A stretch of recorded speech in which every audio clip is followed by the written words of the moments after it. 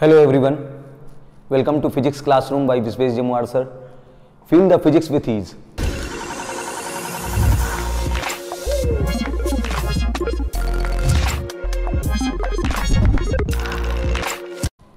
आज का हमारा सेशन है क्लास 12th, जो कि आपके करियर का सबसे इंपॉर्टेंट क्लास है। ये इस मायने में क्योंकि board exams, JEE examinations and NEET exam, PMT exam जो है वो सारा कुछ 12th सबसे ज़्यादा डिपेंड करता है। सबसे ज़्यादा क्वेश्चन 12th से ही होते हैं। तो एक सबसे पहला यहाँ पर मैं आपको डिस्कस करने जा रहा हूँ स्ट्रैटेजी। किसी भी क्लास को पढ़ने के पहले ये बहुत ही जरूरी है उसका स्ट्रैटेजी, उसका फुल प्लानिंग, कौन सा टॉपिक आपके लिए कितना इंपॉर्टेंट है, किससे कितने मार्क्स का पूछा जा रहा है, उन सारे चीज़ों के बारे में आपको पता होना बहुत ही जरूरी है। तो मैं अभी इस सेशन में इसी के बारे में चर्चा करने जा रहा हूँ। तो हमारा की पॉइंट्स जो आज का रहेगा वो इंट्रोडक्शन क्लास 12th को लेकर के और मार्क्स पैटर्न।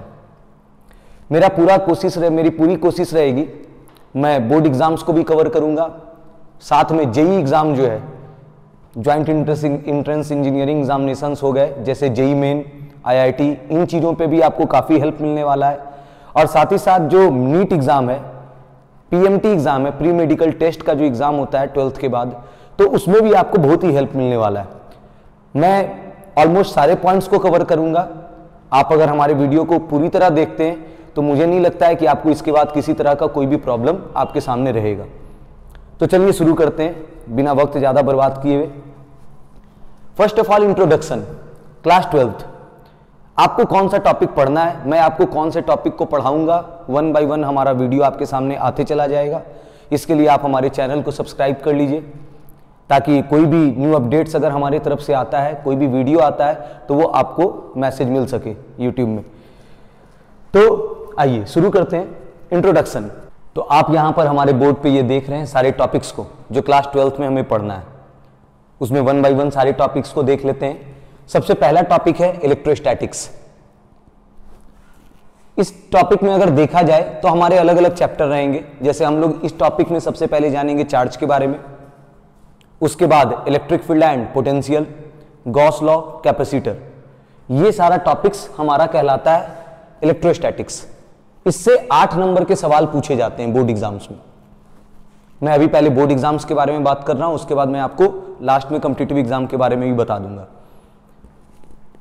हमारा जो दूसरा टॉपिक है वो है करंट इलेक्ट्रिसिटी। इससे 7 नंबर के सवाल पूछे जाते हैं बोर्ड एग्जाम्स में। तीसरा topic magnetic effect of current and magnetism. इससे भी 8 नंबर के सवाल पूछे जाते हैं। Electromagnetic induction and alternating current, इससे भी 8 नंबर के सवाल पूछे जाते हैं। और हमारा एक टॉपिक जो है ये इलेक्ट्रोमैग्नेटिक वेव्स, इससे 3 नंबर के सवाल बोर्ड एग्जाम्स में रहते हैं। इन सारे टॉपिक्स को जो आप टॉपिक देख रहे हैं 1 to 5, इन्हें मैं एक जगह क्लासिफाई कर रहा हूं। ये टॉपिक फिजिक्स में हमारा कहलाता है इलेक्ट्रोडायनेमिक्स।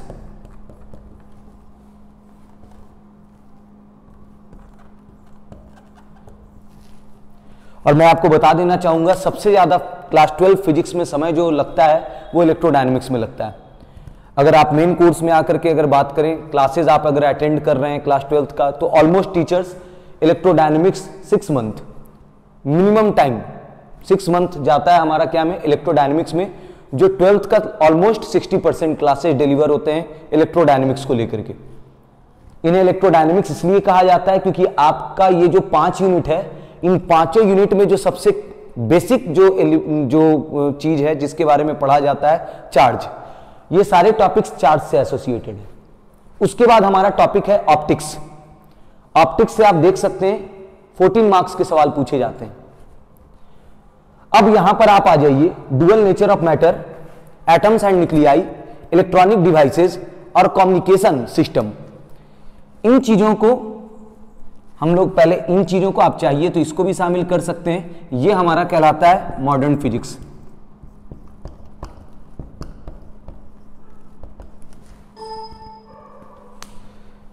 मॉडर्न फिजिक्स में जो हमारा टॉपिक है वो है dual nature of matter and radiation. इसी के अंतर्गत फोटो इलेक्ट्रिक इफेक्ट आ जाता है और एक्सरे के बारे में पढ़ना होता है हमें। एटम्स एंड न्यूक्लियाई, इसमें टॉपिक जो हमारा है वो बोर्स मॉडल ऑफ एटम और न्यूक्लियस के बारे में हमें पढ़ना है। उसके बाद जो हमारा टॉपिक है इलेक्ट्रॉनिक डिवाइसेस, इसे हम लोग सेमीकंडक्टर डिवाइसेस भी कह सकते हैं। और हमारा जो लास्ट टॉपिक है वो है कम्युनिकेशन सिस्टम।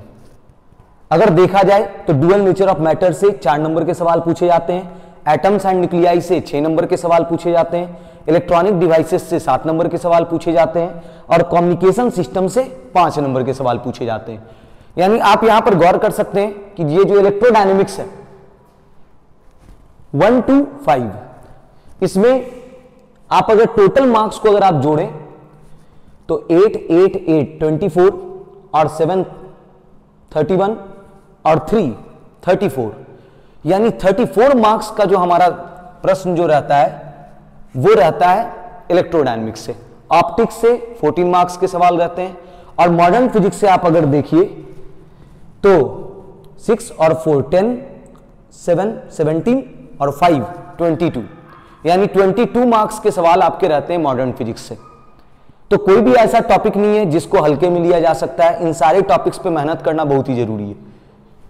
तो हम लोग 1 by 1 सारे टॉपिक्स पे जाएंगे, जिसमें मैं अभी आपको डिस्कस किया इलेक्ट्रोस्टैटिक्स में जो हमारा चैप्टर है वो चार्ज है, कूलम्ब्स लॉ है, इलेक्ट्रिक फील्ड एंड पोटेंशियल है, गॉस लॉ है और कैपेसिटर है। करंट इलेक्ट्रिसिटी में हमारा जो चैप्टर है वो है करंट इलेक्ट्रिसिटी और thermal effect of current electricity. Magnet में अगर आ जाइए तो इसमें भी अलग अलग चैप्टर्स आपको डिस्ट्रीब्यूटेड मिलेंगे। जैसे जैसे मैं आपको वीडियो देते जाऊंगा अलग अलग चैप्टर्स आते चले जाएंगे।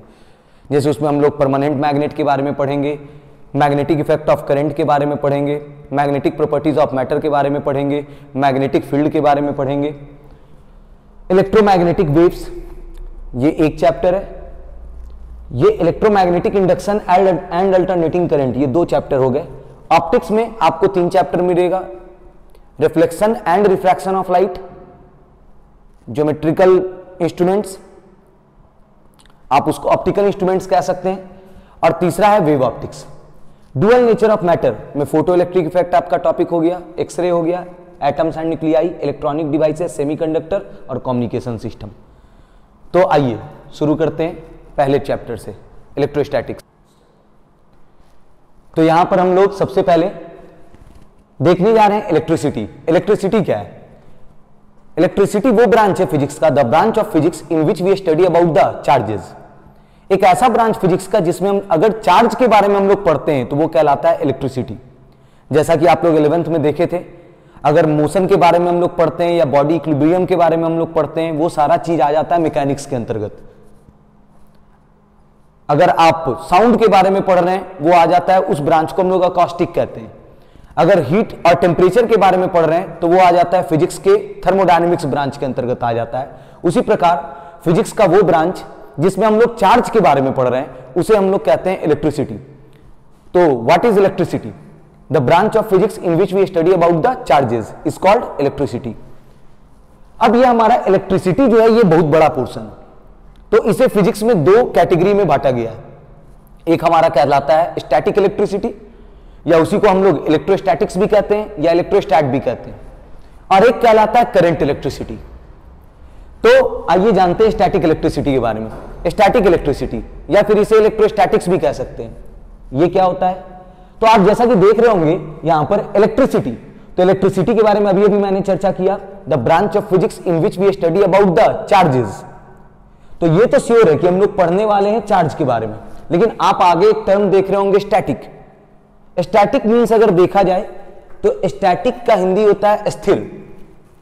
इस स्टैटिक का मतलब होता है स्थिर। तो फिजिक्स का वो ब्रांच जिसमें हम चार्ज के बारे में तो पढ़ेंगे, लेकिन रुके हुए चार्ज के बारे में अगर पढ़ते हैं तो वो कहलाता है स्टैटिक इलेक्ट्रिसिटी। तो what is static electricity? The branch of physics in which we study about the charges at rest is called static electricity. अब आप कहिएगा कि इसके अंतर्गत हम लोग क्या पढ़ेंगे? तो एग्जांपल ये है, जैसे 2 चार्ज अगर हमारे पास है और वो दोनों चार्ज के बीच हमें अगर क्या देखना है? फोर्स। तो जैसा कि आपको पता होगा कि 2 चार्ज के बीच अगर हमें फोर्स देखना है तो दोनों के बीच हमें दूरी पता होना चाहिए, और वो दूरी एग्जैक्ट तब क्लियर होगा जब दोनों चार्ज क्या में हो? रेस्ट में। तो इस वजह से अगर दो चार्ज के बीच अगर हम लोग फोर्स देखते हैं, या फिर जैसे जैसे हम लोग इस टॉपिक में आगे बढ़ेंगे तो हम लोग देखेंगे कि किसी भी चार्ज के चारों तरफ इलेक्ट्रिक फील्ड होता है या किसी भी चार्ज के कारण पोटेंशियल होता है। तो ये सारा चीज जो है चार्जेस को हम लोग रेस्ट में रख करके देखते हैं। एक रुके हुए चार्ज के चारों तरफ इलेक्ट्रिक फील्ड होता है, ये हम लोग जैसे जैसे आगे बढ़ेंगे चैप्टर में ये चीज और इलेबोरेट होकर के आपके सामने आएगा। तो स्टैटिक इलेक्ट्रिसिटी वो ब्रांच है फिजिक्स का जिसमें हम लोग पढ़ेंगे तो चार्ज के बारे में, लेकिन रुके हुए चार्ज के बारे में पढ़ेंगे, स्टैटिक इलेक्ट्रिसिटी और इलेक्ट्रोस्टैटिक्स। ये एग्जांपल हो गया force between charges, electric field, electric potential etcetera. दूसरा जो ब्रांच है इलेक्ट्रिसिटी का वो है करंट इलेक्ट्रिसिटी। तो व्हाट इज करंट इलेक्ट्रिसिटी? देखिए करंट वर्ड जो है वो एसोसिएटेड है क्या से? मोशन से। जैसे अगर वाटर है, आप अगर समुद्र में देखे होंगे, ओशन में, सी में आप देख सकते हैं कि पानी अगर मूव होते हुए आगे की ओर आता है उसे हम लोग वाटर करंट कह देते हैं।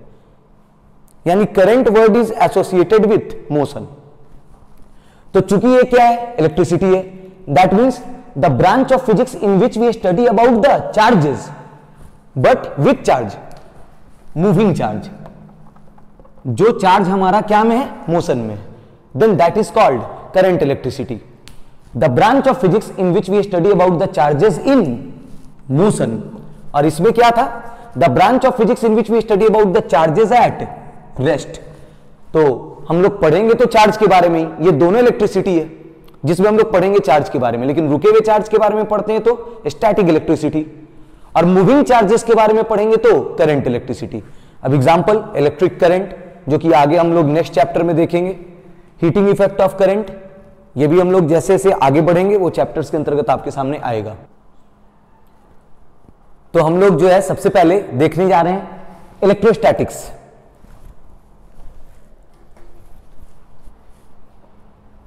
अभी अभी जैसा कि बताए electrostatics the branch of physics in which we study about the charges at rest.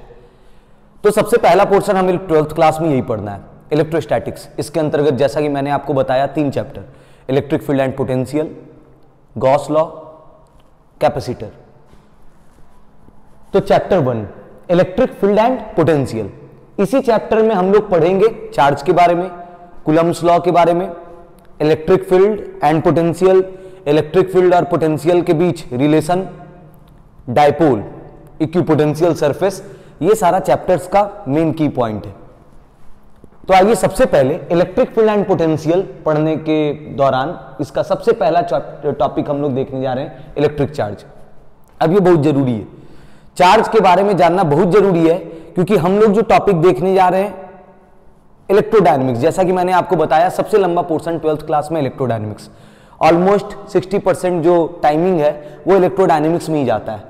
और इलेक्ट्रोडायनेमिक्स वो ब्रांच है फिजिक्स का जिसमें हम लोग पढ़ते हैं चार्ज के बारे में, ये फुल्ली एसोसिएटेड है चार्ज से, चाहे वो पहला चैप्टर हो इलेक्ट्रिक फील्ड एंड पोटेंशियल, दूसरा Gauss law, capacitor, current electricity, magnet, alternating current, electromagnetic induction, इन सारे चैप्टर्स में आप देखिएगा मेन की पॉइंट जो है वो क्या है? चार्ज है।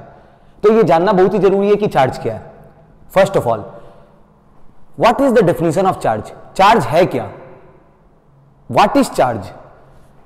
तो आइए जानते हैं चार्ज के बारे में। मैटर, अपने चारों तरफ हम लोग किसी भी चीज को अगर देख रहे हैं तो वो मैटर है। What is matter? Anything that occupies space and has some mass is called matter. अब जैसे मेरे हाथ में ये स्केच है, ये हमारा क्या है? मैटर। तो anything that occupies space and has some mass is called matter.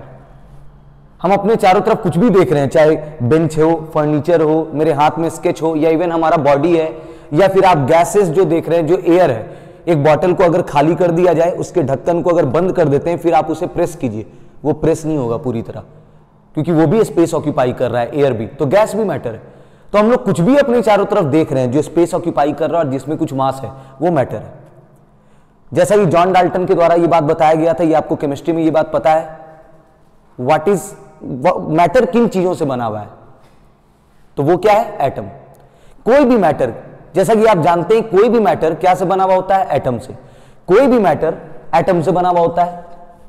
हालांकि डाल्टन का कहना था कि एटम सबसे छोटा पार्टिकल है, हालांकि वो बाद में गलत साबित हो गए थे।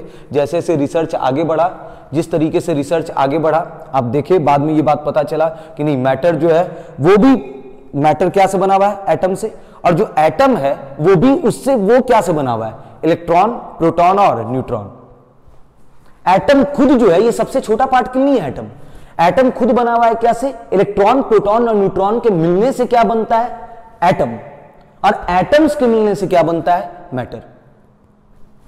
तो मैटर किन चीजों से बना? एटम से। क्या ये एटम सबसे छोटा है? नहीं।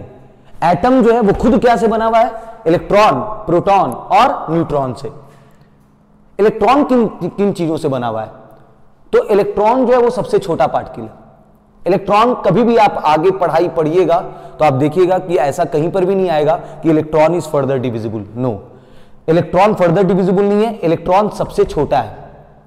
प्रोटॉन भी फर्दर डिविजिबल नहीं है, ये दो हिस्सों में नहीं बट सकता है। प्रोटॉन सबसे छोटा चीज है, न्यूट्रॉन भी सबसे छोटा है, और सबसे छोटे पार्टिकल को हम लोग कहते हैं फंडामेंटल पार्टिकल। तो इसलिए मैटर का फंडामेंटल पार्टिकल क्या है? एटम है? नहीं। मैटर का जो सबसे छोटा पार्टिकल है वो एटम नहीं है। एटम खुद किन चीजों से बना हुआ है? Electron, proton, neutron. Atomic structure तो आप जानते ही हैं। न्यूट्रॉन और प्रोटॉन जो हमारा रहता है वो न्यूक्लियस में रहता है, और ऑर्बिट्स में कौन घूमते रहते हैं? इलेक्ट्रॉन। इलेक्ट्रॉन क्या में घूमते हैं? ऑर्बिट्स में। और इन पूरे चीजों को हम लोग बोलते हैं एटम। तो एटम जो बना हुआ है वो किससे बना हुआ है? इलेक्ट्रॉन, प्रोटॉन और न्यूट्रॉन से। ये प्रोटॉन किन दो चीजों से बना हुआ है? तो नहीं, प्रोटॉन जो है सबसे छोटा पार्टिकल है, न्यूट्रॉन सबसे छोटा पार्टिकल है, इलेक्ट्रॉन सबसे छोटा पार्टिकल है। तो फंडामेंटल पार्टिकल अगर देखा जाए किसी भी मैटर का तो वो एटम नहीं है, वो है इलेक्ट्रॉन, प्रोटॉन और न्यूट्रॉन। जब बाद में प्रॉपर्टीज देखा गया तो ये पाया गया कि इलेक्ट्रॉन जो है उस इलेक्ट्रॉन में कितना चार्ज होता है? इसी इलेक्ट्रॉन में चार्ज होता है। प्रॉपर्टीज में हमें पता चला कि इसी इलेक्ट्रॉन में क्या होता है? चार्ज। प्रोटॉन भी कैसा पार्टिकल है? Charged particle. इलेक्ट्रॉन कैसा पार्टिकल है? Charged particle. प्रोटॉन कैसा पार्टिकल है? चार्ज्ड। Neutron chargeless. न्यूट्रॉन में कोई भी चार्ज नहीं होता है। तो इलेक्ट्रॉन जो है वो चार्ज्ड पार्टिकल है, प्रोटॉन क्या है? चार्ज्ड पार्टिकल है। इलेक्ट्रॉन पे पाया गया कि इलेक्ट्रॉन पे कैसा चार्ज होता है? इलेक्ट्रॉन पे होता है निगेटिव चार्ज, प्रोटॉन पे होता है पॉजिटिव चार्ज। एक इलेक्ट्रॉन पे कितना चार्ज होता है? -1.6 मल्टीप्लाइड बाई 10⁻⁻19 कूलम। एक प्रोटॉन पे कितना चार्ज होता है? +1.6 मल्टीप्लाइड बाई 10⁻⁻19 कूलम। अब देखिए, पहले चार्ज को दो नाम से जाना जाता था, रेजिनस और विट्रस। ये बाद में हमारे एक साइंटिस्ट थे बेंजामिन फ्रैंकलिन, उन्होंने रेजिनस और विट्रस नाम को हटा दिया। उन्होंने ही ये टर्म दिया कि नहीं, एक चार्ज को वो क्या कहे? पॉजिटिव, और एक चार्ज को negative. Positive negative in the sense ये नहीं है, ऐसा कभी नहीं सोचना है कि इलेक्ट्रॉन पे निगेटिव चार्ज है दैट मींस ये लॉस में है, और प्रोटॉन पे पॉजिटिव चार्ज है दैट मींस ये फायदे में। नहीं, यहां पर निगेटिव पॉजिटिव बस इस सेंस में दिया गया है क्योंकि दोनों चार्ज का नेचर जस्ट अपोजिट है। आप जैसे इस चैप्टर में हम लोग आगे बढ़ेंगे आप देखिएगा कि मैं बताऊंगा कि जो इलेक्ट्रॉन जो चार्ज है वो निगेटिव चार्ज जिसे हम कह रहे हैं उसका फील्ड जो होता है वो अंदर की ओर होता है, और प्रोटॉन जो चार्ज है उसका फील्ड जो होता है वो बाहर की ओर होता है। मतलब nature properties just opposite. Electron का जो नेचर और प्रॉपर्टी है और प्रोटॉन का जो नेचर और प्रॉपर्टी है दोनों ठीक उल्टा है। इस वजह से एक को हमने कह दिया पॉजिटिव और दूसरे को निगेटिव। तो जो प्रोटॉन वाला चार्ज है वो क्या है? पॉजिटिव। प्रोटॉन वाला चार्ज पॉजिटिव, प्रोटॉन वाला चार्ज पॉजिटिव, और इलेक्ट्रॉन वाला चार्ज निगेटिव। हालांकि चार्जेस का मैग्नीट्यूड आप देख सकते हैं दोनों में सेम है। प्रोटॉन पे उतना ही पॉजिटिव होता है और इलेक्ट्रॉन पे भी उतना ही मैग्नीट्यूड ऑफ चार्ज है, लेकिन वो क्या है? निगेटिव है। चार्ज का कोई डायरेक्शन नहीं होता है, तो चार्ज कैसा क्वांटिटी है? आप अगर चार्ज के बारे में देखें तो चार्ज जो है वो है स्केलर क्वांटिटी। इसमें सिर्फ मैग्नीट्यूड होता है, कोई डायरेक्शन नहीं होता है। तो इसे हम लोग ऐड कैसे करेंगे? अलजेब्रिकली। जैसे मैथमेटिक्स में नॉर्मल अलजेब्रा में जिस तरीके से आप एडिशन यूज करते हैं वही एडिशन हम लोग करेंगे चार्ज में। अच्छा, तो आप देखिए, एक प्रोटॉन का चार्ज और एक इलेक्ट्रॉन का चार्ज आपस में अगर दोनों चार्जेस को जोड़ा जाए तो वो क्या हो जाएगा? Cancel out. एक प्रोटॉन में जितना पॉजिटिव एक इलेक्ट्रॉन में उतना ही निगेटिव, तो टोटल चार्ज अगर आप देखिएगा तो जितना प्लस उतना ही माइनस, तो टोटल ये एक इलेक्ट्रॉन का चार्ज जो है उसमें अगर हम ऐड करते हैं एक इलेक्ट्रॉन के चार्ज को, एक प्रोटॉन का चार्ज और एक इलेक्ट्रॉन के चार्ज को अगर ऐड करेंगे तो एक जितना पॉजिटिव दूसरा उतना ही निगेटिव, प्लस माइनस मिलाकर के माइनस हो जाएगा और ये चार्ज क्या हो जाएगा? जीरो। इस वजह से atom as a whole neutral होता है। इसका रीजन क्या है?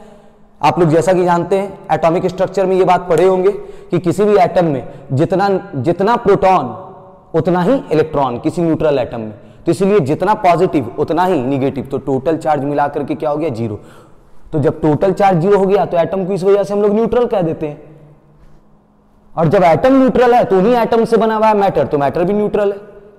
तो मैटर को अगर हम ये कहते हैं कि मैटर अनचार्ज्ड है, तो इसका मतलब क्या हुआ कि उसमें चार्ज नहीं है? नहीं, उसमें चार्ज है, वो एक्चुअली चार्ज ही से बना हुआ है। मैटर बना हुआ है एटम से, और एटम बना हुआ है इलेक्ट्रॉन, प्रोटॉन और न्यूट्रॉन से। और इसी एटम में आप देख रहे हैं इलेक्ट्रॉन जो होता है वो क्या होता है, चार्ज। प्रोटॉन जो है वो क्या है, चार्ज।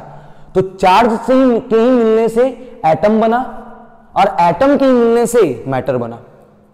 तो ऐसा हो ही नहीं सकता है कि कोई मैटर है तो उसके अंदर चार्ज नहीं है। हाँ, मैटर, अगर ये कहा जा रहा है कि मैटर अनचार्ज्ड है या मैटर न्यूट्रल है, तो इसका सीधा सीधी मतलब है कि उसका नेट चार्ज जीरो है। जितना पॉजिटिव है उतना ही उसके अंदर निगेटिव है, लेकिन उसमें पॉजिटिव भी है और उसके अंदर निगेटिव भी है।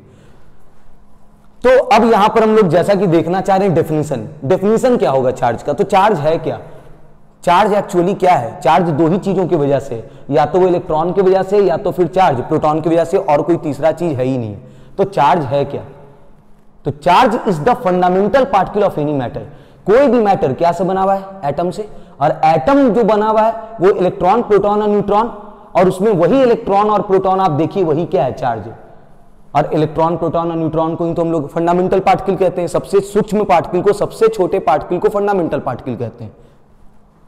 तो चार्ज है क्या? Charge is the fundamental particle of any matter. Charge is the fundamental particle of any matter, ये इसका डेफिनेशन है। Charge is the fundamental particle, सबसे छोटा पार्टिकल किसी भी मैटर का, वो क्या है? चार्ज है। तो मेरे ख्याल से आपको क्लियर हो गया होगा कि चार्ज है क्या। Charge is the fundamental particle of any matter. Types of charge, charges का टाइप्स क्या है? अभी आप देखें, चार्ज किसकी किसकी वजह से? या तो इलेक्ट्रॉन की वजह से, या फिर प्रोटॉन की वजह से, और कोई तीसरा चीज तो है नहीं। आप किसी भी बॉडी पे अगर चार्ज देख रहे हैं, अगर उस बॉडी पे निगेटिव चार्ज है वो इलेक्ट्रॉन की वजह से। किसी भी बॉडी पे पॉजिटिव चार्ज है तो पॉजिटिव चार्ज किसकी वजह से? पॉजिटिव चार्ज है प्रोटॉन की वजह से।